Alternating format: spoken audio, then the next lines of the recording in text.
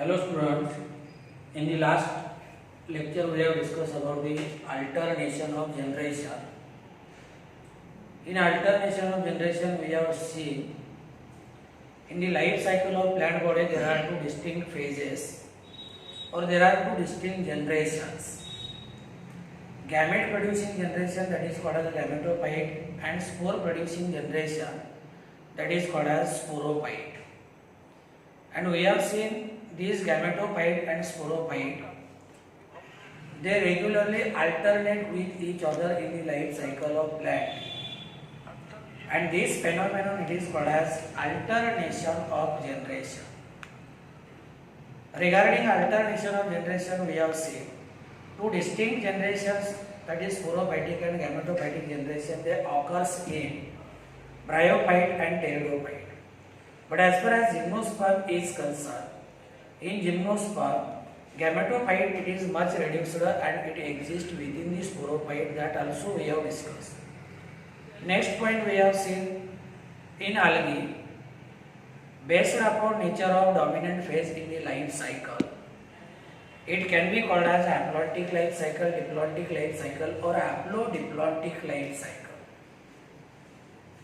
Then we have seen in bryophyte which phase is dominant, which is dependent. In pteridophyte we also see in pteridophyte sporophyte it is a diploid, and see gametophyte, this one is short lived, it is a multicellular, it is autotrophic, and it alternate with sporophytic generation. Now we have to discuss about the types of life cycle. There are three types of life cycle. First one is diplontic life cycle, second one is haplontic life cycle, and third one that is called as haplodiplontic life cycle. First we will see diplontic life cycle. First type of life cycle, that is diplontic life cycle. Diplontic. See, as far as this word diplontic, haplontic are concerned, in diplontic, diploid sporophyte it is dominant. It is dominant. आणि haplontic म्हणलं तर त्याच्यामध्ये काय haploid गॅमेटोफाइट जो आहे तो dominant आहे. म्हणजे जेव्हा हॅप्लॉइड फेज डॉमिनंट आहे तेव्हा म्हणायचं हॅप्लॉन्टिक लाईफ सायकल. जेव्हा डिप्लॉन्टिक लाईफ सायकल डॉमिनंट आहे त्याला म्हणायचं डिप्लॉइड फेज मध्ये स्पोरोफाइट डॉमिनंट आहे त्याला म्हणायचं डिप्लॉन्टिक लाईफ सायकल. म्हणजे जर इथं डिप्लॉइड फेज म्हणजे स्पोरोफाइट फेज जर डॉमिनंट असेल तर हॅप्लॉइड म्हणजे gametophyte phase it is short live किंवा ती खूप कमी कालावधीसाठी असते. आणि जेव्हा आपण हॅप्लॉन्टिक लाईफ सायकल म्हणतो तेव्हा डिप्लॉइड फेज जी आहे स्पोरोफाइट ही कमी कालावधीसाठी असते. आता डिप्लॉन्टिक लाईफ सायकल जर आपण पाहिली तर same here in diplontic life cycle mitotic division occurs only in diploid cell. बघा, मायटोटिक सेल डिव्हिजन जर डिप्लॉइड सेल मध्ये झाली तर डिप्लॉन्टिक, हॅप्लॉइड सेल मध्ये झाली तर हॅप्लॉन्टिक लाईफ सायकल, आणि हॅप्लॉइड आणि डिप्लॉइड दोन्ही मध्ये झाली तर त्याला म्हणायचं haplodiplontic life cycle. Means here we will clearly note the point, that is here mitotic division occurs only in diploid cell. Only in diploid cell. जे डिप्लॉइड सेल आहे या डिप्लॉइड सेल मध्ये काय होईल, मायटोटिक डिव्हिजन होईल. आलं लक्षामध्ये, mitotic division. आता इथे डिप्लॉइड सेल जर आपण पाहिलं तर इथे डिप्लॉइड सेल कुठली आहे, झायगोट. काय आहे, झायगोट. झायगोटचं मायटोटिक डिव्हिजन झालं, याच्यापासून काय झालं, डिप्लॉइड मल्टीसेल्युलर ऑर्गॅनिझम तयार झालं. त्याचं मिओसिस झालं, याच्यापासून काय तयार होतील, हॅप्लॉइड गॅमेट्स तयार होतील. गॅमेट एकमेकाला फ्यूज झाले, फर्टिलायझेशन झालं, पुन्हा काय झाला, डिप्लॉइड झायगोट तयार झाला. तर डिप्लॉन्टिक लाईफ सायकल मध्ये mitotic division it occurs only in diploid cell. Then second point, that is gametes produced through meiosis. These are haploid. आता इथं बघा, मी आता सांगितलं ना या डिप्लॉइड झायगोट आहे, याचा मायटोटिक सेल डिव्हिजन झाला. डिप्लॉइड मल्टीसेल्युलर ऑर्गॅनिझम तयार झाला. आलं लक्षामध्ये? म्हणजे थोडक्यामध्ये स्पोरोफाइट तयार झाला. याच्या मिओसिस झालं, याच्यापासून काय होते? हॅप्लॉइड गॅमेट्स तयार होतील. म्हणजे gametes which are produced through meiosis they are haploid.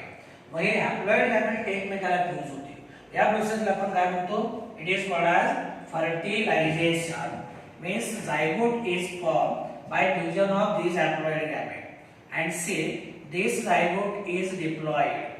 Diploid zygote. It divides mitotically. याचं कुठलं सेल डिव्हिजन होतंय? मायटोटिक सेल डिव्हिजन होतंय. It divides mitotically. आणि मग ही जी प्रोसेस आहे, sale it results into formation, or that is called as formation of diploid multicellular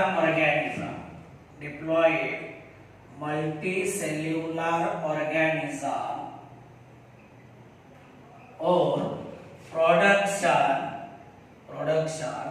of many diploid single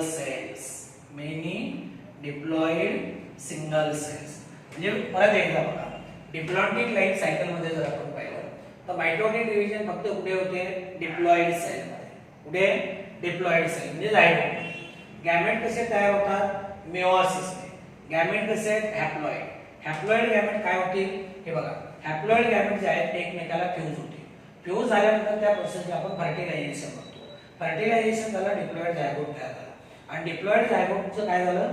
mitosis झालं. And this diploid zygote it gives rise either to the diploid multicellular organism or it forms many diploid single cells. So this is about the diploidic life cycle. And diploidic life cycle, this one is found in animals. It is found in animals. आता दुसरा जो type आहे, दुसरा type त्याला आपण काय म्हणतो? हॅप्लॉन्टिक life cycle. म्हणजे याच्यामध्ये हॅप्लॉइड फेज जे आहे ते काय असणार आहे? डॉमिनंट असणार. काय असणार? डॉमिनंट असणार. मग आता जर हॅप्लॉन्टिक लाईफ सायकल असेल तर मायटोटिक डिव्हिजन कोणामध्ये होईल? हॅप्लॉइड सेल मध्ये. कोणामध्ये? हॅप्लॉइड सेल मध्ये. Second type, that is haplontic life cycle.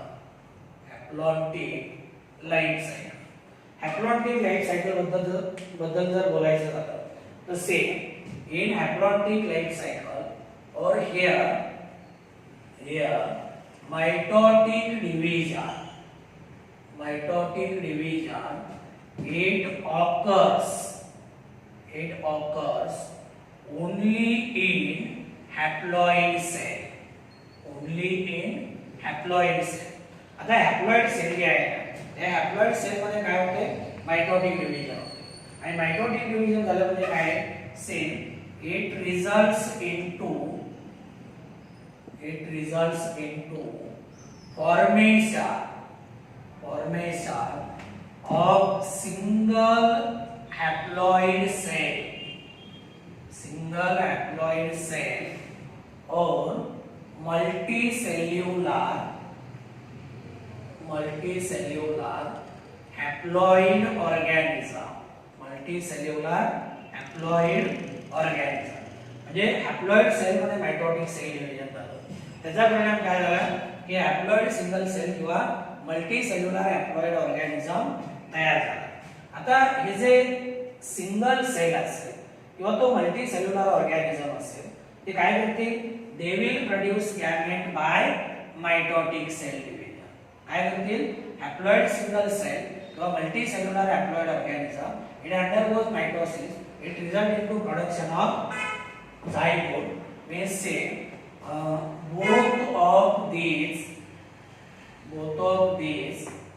they produces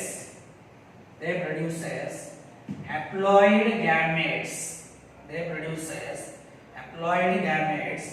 By mitosis. आणि तुम्हाला हे माहिती की गॅमेट तयार झाले तर गॅमेट काय होतील? एकमेकाला फ्यूज होतील. आणि एकमेकाला फ्यूज झाले तर काय तयार होईल zygote means same zygote is form after fertilization झालं झायगोट तयार झाला आफ्टर फर्टिलायझेशन. आता हॅप्लॉइडिक फेज मध्ये हा जो झायगोट तयार झाला तो एकमेव डिप्लॉइड सेल आहे. आलं लक्षामध्ये दिस sale is only diploid cell in entire life cycle of organism. म्हणजे इथं या फेज मध्ये डिप्लॉइड झायगोट हा एकमेव काय डिप्लॉइड सेल आहे, एकमेव डिप्लॉइड सेल. बाकी सगळे काय आहेत हॅप्लॉइड आहे, हॅप्लॉइड आहे. and see thus same zygote it undergoes meiosis and it result into production of spores. काय तयार होतील इथं स्पोर्स तयार होतील. काय तयार होतील स्पोर्स तयार होतील. म्हणजे थोडक्यामध्ये याच्यामध्ये काय बघा कुठलीही हॅप्लॉइड सेल जी आहे हॅप्लॉइड सेलचं मायटोटिक सेल डिव्हिजन झालं याच्यापासून काय तयार झालं हॅप्लॉइड सिंगल सेल किंवा मल्टी सेल्युलर ऑर्गॅनिझम तयार झालं. मग आता सिंगल सेल असेल किंवा मल्टी सेल्युलर ऑर्गॅनिझम असेल मायटोसिस प्रोसेसने काय करणार गॅमेट्स तयार करणार. गॅमेट एकमेकाला फ्यूज होणार झायगोट तयार होणार. झायगोट ही एकमेव डिप्लॉइड सेल आहे हॅप्लॉइडिक फेज मध्ये किंवा हॅप्लॉइडिक लाईफ सायकल.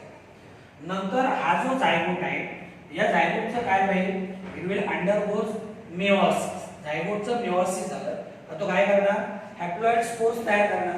काय करणार हॅप्लॉइड स्पोर. म्हणजे या फेज मध्ये हॅप्लॉइड सेल या हॅप्लॉइड सेलचं काय होते मायटोटिक सेल डिव्हिजन होते. उन्हामध्ये दिसून येते it is found in fungi and some algae. आता हे झालं डिप्लॉन्टिक आणि हॅप्लॉन्टिक. आणि शेवटची आपल्याला पाहिजे हे शेवटची फेज म्हणजे that is called as haplodiploidic phase.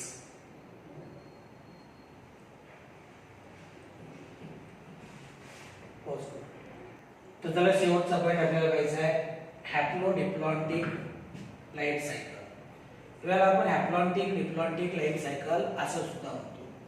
आता याच्यामध्ये दोन्ही फेजेस जे आहेत हे हॅप्लॉइड फेज आहे हे डिप्लॉइड फेज आहे. हा सुद्धा डॉमिनंट आहे हा सुद्धा डॉमिनंट आहे.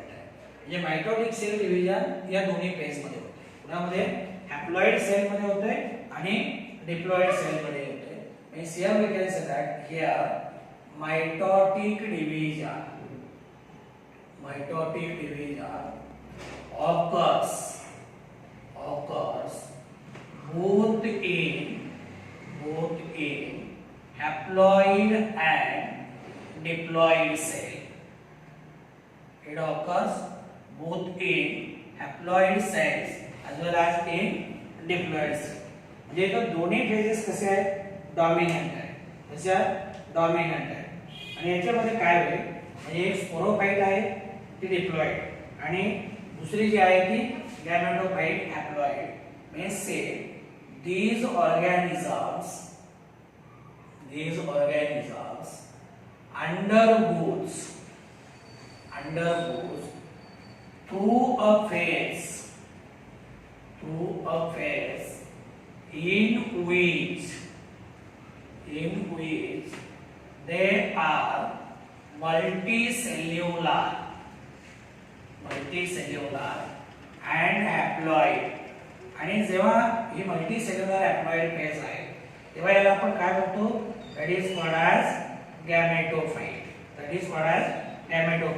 म्हणजे ही झाली गॅमेटोफाइट फेज हॅप्लॉइड आहे मल्टीसेल्युलर आहे and in a phase in which they are multicellular and diploid. आणि जेव्हा मल्टीसेल्युलर डिप्लॉइड म्हणतो ही कुठली फेज आहे स्पोरोफाइट. स्पोरोफाइट. म्हणजे बघा, जर डिप्लॉइड फेज डॉमिनंट असेल तर diplontic life cycle, haploid phase म्हणजे गॅमेटोफाइट डॉमिनंट असेल तर हॅप्लॉन्टिक लाईफ सायकल, आणि जेव्हा हॅप्लॉइड आणि डिप्लॉइड दोन्ही फेजेस डॉमिनंट आहेत तेव्हा त्याला म्हणायचं haplodiplontic life cycle, which is found in land plants and algae. See, this one is found in land plants and many algae. Land plants and many algae. So this is about the types of life cycle. Thus, friends, here we have completed this topic, starting from Chalophyta, second division Bryophyta, third division Pteridophyta, fourth one Gymnosperm, last one Angiosperm. Again in Angiosperm we have discussed two classes, that is class dicot and class monocot. Next point we have discussed, that is alternation of generation, and last time we have seen types of life cycle. Thus here we have completed this topic as per your textbook with point to point or line to line. जे थोडक्यामध्ये आपण या टॉपिकचं postmortem केलंय असं म्हणलं तरी ते चुकीचं ठरणार नाही. पुढच्या तासाला आपण नवीन टॉपिक सुरू करू.